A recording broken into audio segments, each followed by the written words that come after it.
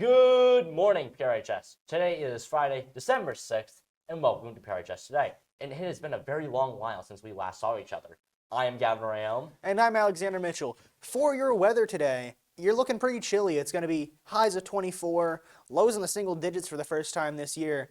And the wind's going to be blowing about 16 miles an hour, so factor in the wind chill and everything.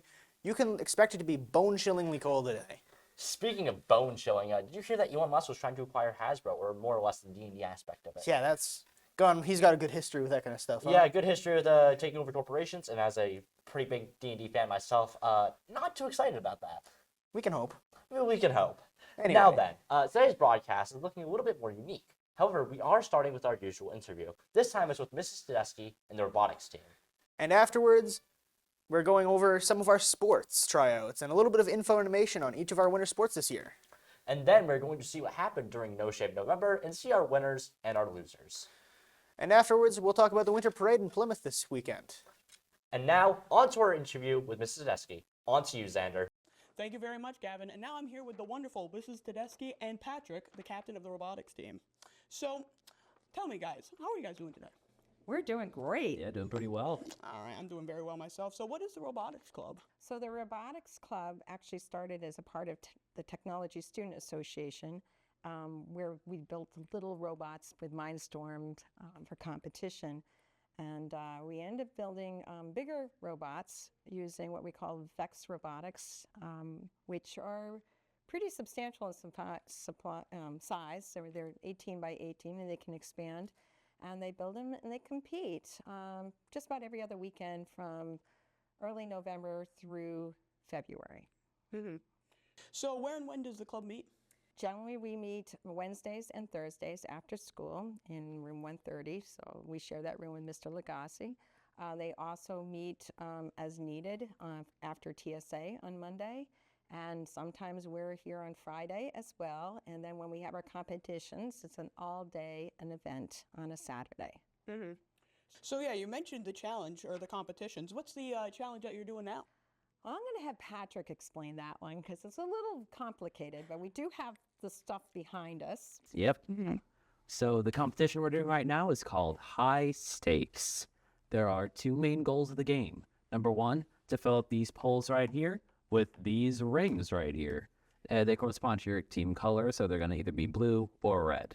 So you're going to stack as many as you can on these platforms and score as many points as you can. Then you have that weird thing behind all of us. It's like a weird square ladder, if you will. Your goal with that is to climb it, and you see that little red thing at the top there? So you get a ring on that, which is worth the big money, if you will. Mm-hmm. So what challenges do you think is going to come up with this? Climbing. The robots, which are behind us right there, are very simplistic compared to some of the robots we're now seeing in competition, where they can actually reach up and attach to these bars and also take the rings and load them like this, so that you have like stacks of rings, and then to move the robot. So it's really three basic jobs each of those robots do. So the challenge is trying to at least do one of those and maybe help your alliance person to do another one of those. But the biggest challenge is trying to incorporate all three jobs in one robot that can be matched up with any other robot that comes from another school. And as you can see, if you've got three different robots there, if you are one who can move the rings, you would work well with another who could climb. But if you're a flat robot, all you can really do is push the rings and Considering people's intake. And yes. I don't have experience with that. Patrick is the menace. He likes to get in the way and block a lot. I've broken, I think, 5 intakes at this point. Yeah, I break a lot of stuff. Other people's stuff, not mine. Yeah. All right. Well, so how does somebody join the club? Do you guys have like any prerequisites? Do you have to like intro to robotics to join, or is it always open? Absolutely not. You can come in if you have an interest, if you tinkered with stuff when you were in 6th grade and you want to come back to it.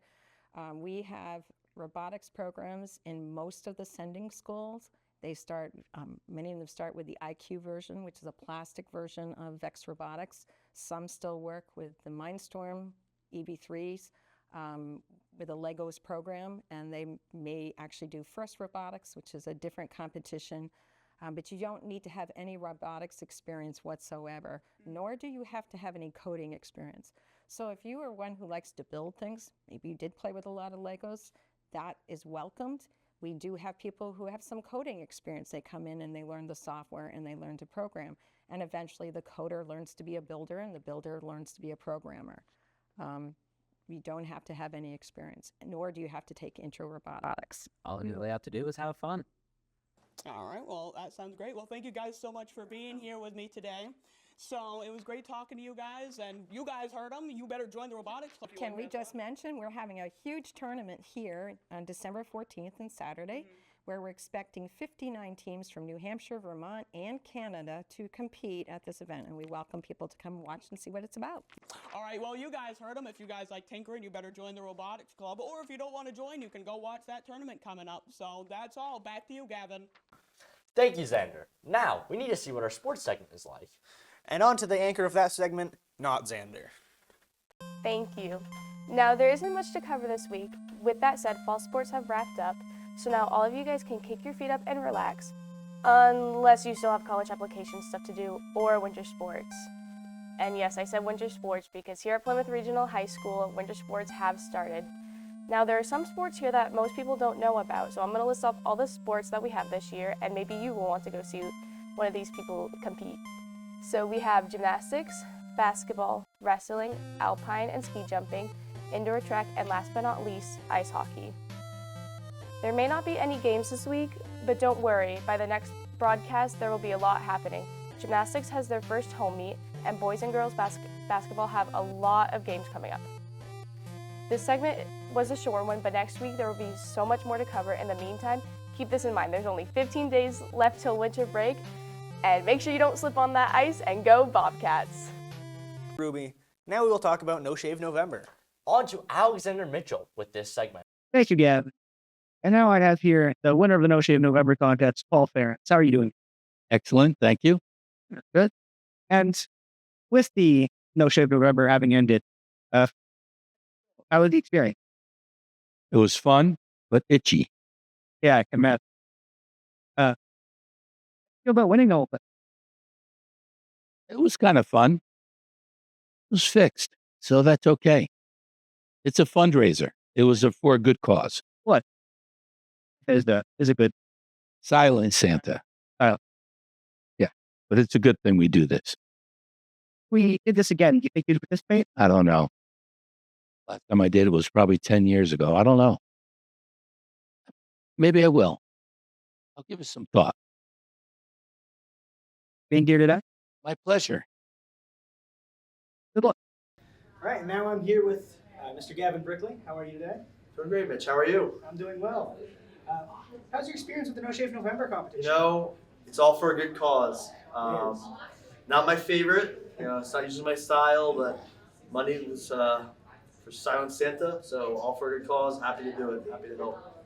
How do you feel about the results of the competition as a whole? You know, I might want to recount on the votes. Might have to appeal the process for next year. I thought for sure that I was gonna, you know, Mr. Sanborn. I mean, he had a good mustache and beard, but come on, I was surprised that he took it down. You know, so yeah, I think there were a few pretty good ones. we're gonna have to count the votes a little bit. Make sure, yeah, you know, next time for next year. But again, great cause. Yeah. And what do you think was your favorite beard or mustache in your competition? I will say that Mr. LeBlanc's, Mr. Du Bois, two very underrated mustaches. So I would say those two stood out to me. And thank you, Mr. Brickley. Thank and you. Back to you, Gavin. Thank you, Mitch. And now we should probably talk about the winter parade that's going on this Saturday. Yeah, this Saturday we're starting at 3 p.m. We have an ice carving demo. And then at 4 p.m., we have two events. One is going to be Cookies with the Caddy Elves, which is sponsored by PSU Kitchen. And then also there's the warming station at the Main Street Banks. And then at 4:30, we start caroling with Tim Keefe. And then at 5 p.m., we have the main event, the parade. That's what everyone goes there for. It's probably looking like 30 minutes to an hour, but you could expect it to be longer, as there's no real time frame for a parade. And with that, we have reached the end of our broadcast today. Thank you, Mr. Salzer, of course, for letting us use the studio.